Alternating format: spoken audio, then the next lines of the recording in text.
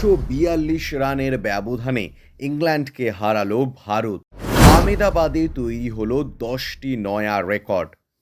নাগপুর ও কটকের পর আহমেদাবাদেও ভারতের বিরুদ্ধে ন্যূনতম প্রতিরোধটুকু গড়ে তুলতে পারল না ইংল্যান্ড। টসে জিতে প্রথম বোলিংয়ের সিদ্ধান্ত নিয়েছিল জশ বাটলার।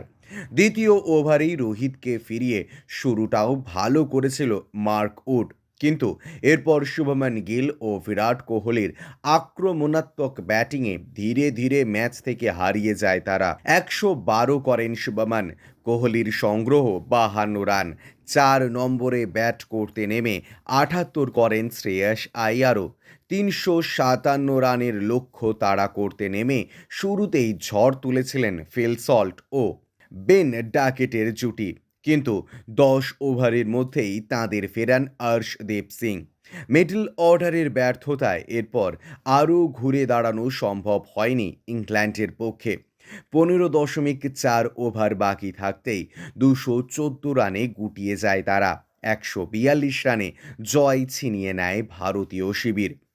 একদিনের আন্তর্জাতিক ক্রিকেটে দ্রুততম ব্যাটার হিসেবে 2500 রান সম্পূর্ণ করলেন শুভমান গিল।